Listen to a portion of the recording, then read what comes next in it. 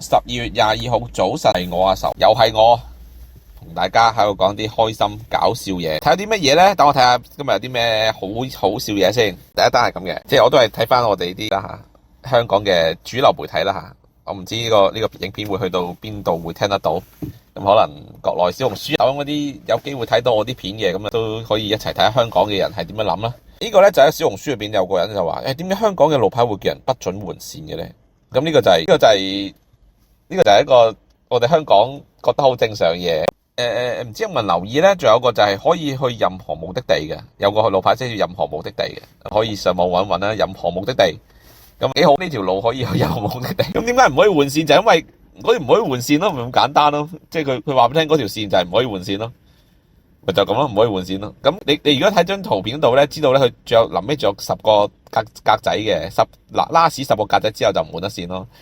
所有大陸嘅司機請你記住，香港嘅隧道裏邊係唔可以轉線嘅。大陸裏邊你中意點轉，我知冇人理你，但係香港唔可以嘅。之前試過人炒單就係咁咯，即係又係大陸司機跟住香港揸車，跟住喺個隧道裏邊換線咯。即係如果有得揀，我都想嘅，但係即係唔容許咯，仲要好多 cam。你知道香港揸車真係小心啲啦，因為扣晒分咧，又要上堂啦，又要停牌，好麻煩嘅。跟住咧，呢個第二單係咩嚟嘅？第二單見到寶貝智多星通脹飆升，美國1990年嘅買餸咧就20蚊搞掂，相同貨品今年就要60蚊。1990年即係幾年前？35年前，2025年35年前貴3倍，咁人工有冇貴3倍咧？35年前咧，其實小弟都未開工嘅。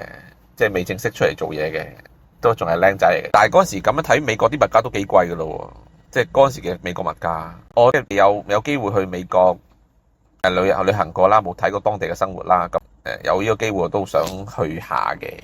咁即係如果你話要去美國咁 NBA 去賭場呢啲咁好正常啫。咁但係睇翻啲物價，如果90年嗰個買嗰啲嘢都要140-5蚊咧，咁就真係好貴咯！你可以 check 翻，即係其實睇到嘅，佢好似買個蛋糕啦，買麵包啦，即係嗰個連結我要睇一睇。即係但係啲新聞都喺 Yahoo 裏邊揾到嘅，Yahoo 財經網。咁買個麵包，買個芝士，買個醬噶啦，咁就蚊人民幣200蚊噶啦。所以即係每個地區裏邊嘅個物價指數就係好唔同嘅。即係如果有機會嗰啲同胞朋友多啲出國咯，睇下人哋世界係點生活嘅咯。呢個就係標基加埋 Donald Trump 埋即係克林頓一班有錢人咧，就但係呢單新聞咁樣嘅，好簡單。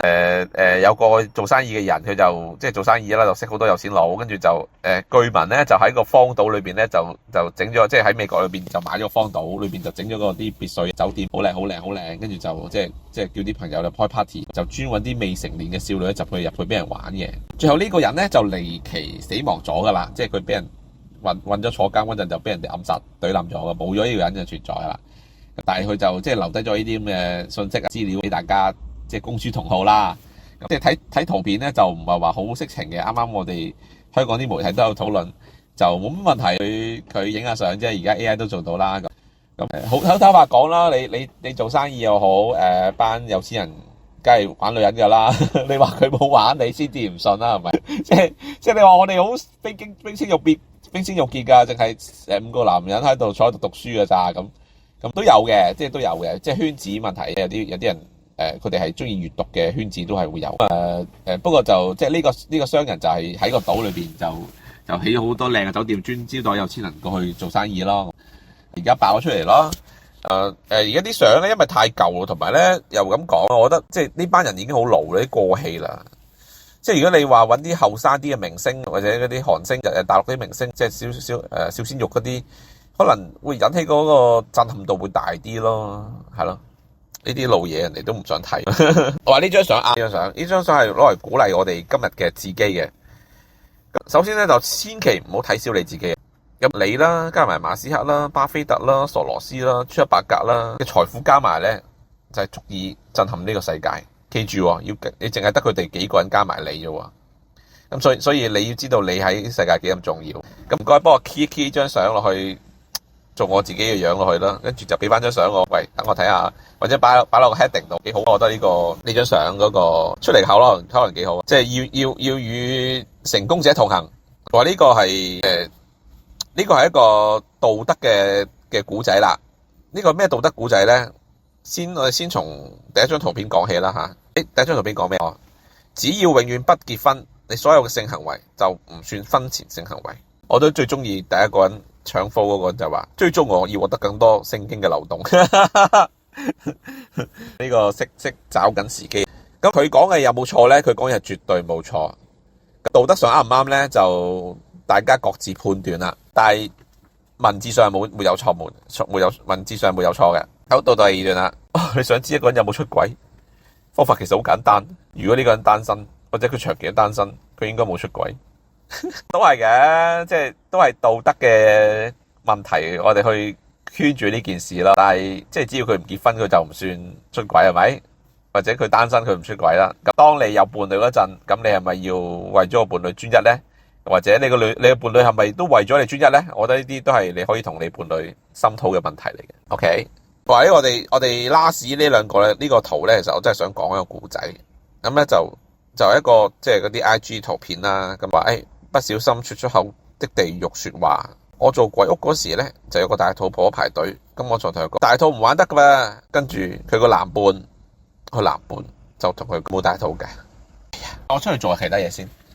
呢個 case 咧，其實我都發生過好多次嘅。即係我咧就好中意讓座嘅。即係只要我坐喺個地鐵上邊啦吓，地鐵我坐低，我見到邊個老弱殘兵，即係小朋友又好，大肚婆又好，老人家又好，總之或者點都好咧，我都會主動讓座俾人嘅。咁當然啦，即係我唔係話我一定百分百我會咁做，但係就即係正常我就唔會坐好多個站嘅地鐵嘅，多數都係幾個站啫嘛。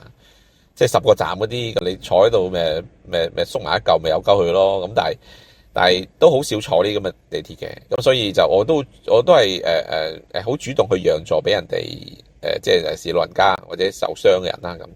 因為我自己都試過受傷，成個地鐵都係冇人讓嘅，咁最後都係要自己求人，可唔可以讓座俾我咁樣？即係我都呢一幕都幾記住嘅，歷歷在目。先唔好講呢個先講一個地鐵嗰個問題啦。先講個大肚婆啦。我哋有時真係成日有時咧就唔小心得罪咗人。咁即係呢個所謂得罪人就係人哋嘅大忌咯。即係所以所有嘅大忌都係禍從口出，所以小心啲講嘢，慢慢講嘢，諗過先講嘢。咁就算講完之後咧就。即係對唔住咯，咁樣希望人哋嬲我都唔好嬲。講錯說話嘅人哋都係唔小心嘅啫。記住，冇理由人哋講錯一句唔小心就唔高興噶嘛，好少嘅事係咪？跟住咧，咁下一張咧就係唔小心說出口嘅地獄說話。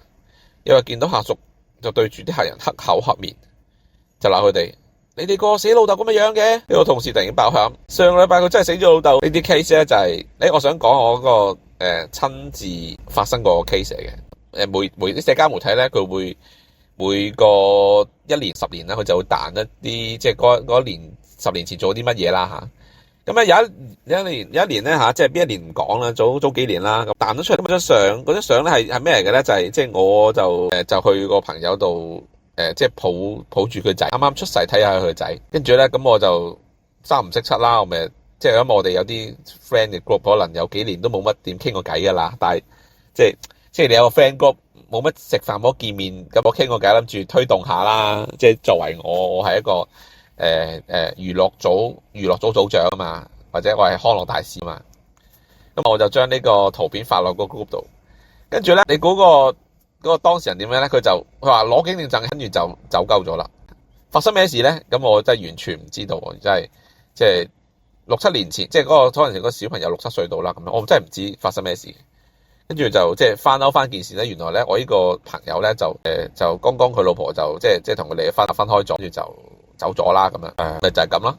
咁但係就即係佢又冇帶埋個仔走嘅，不過就即係同佢老婆離婚啦。即係咁就啱啱可能我影一啲結婚相，我即係嗰時我係去咗去結婚同埋去擺酒，即係抱 BB 咁嘅相。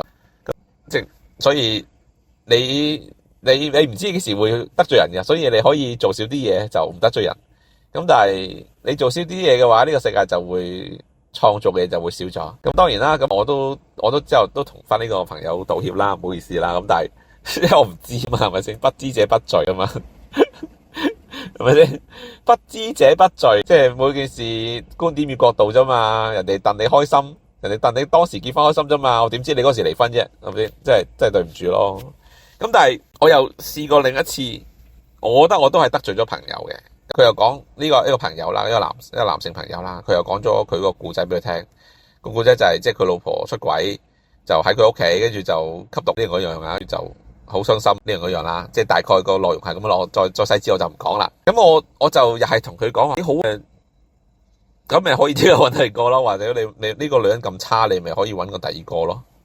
即係我完全冇咗嗰種共情嘅感覺，你係咪覺得好傷心、好心痛？所以我令到啲人都好唔開心，但係喺度好說聲唔好意思。但係希望你哋都同我一樣想法，希望即係聽到我呢個頻道嘅朋友，你可能嗰下個心住唔到落去，都係喺度嬲緊呢件事，或者覺得係好心痛。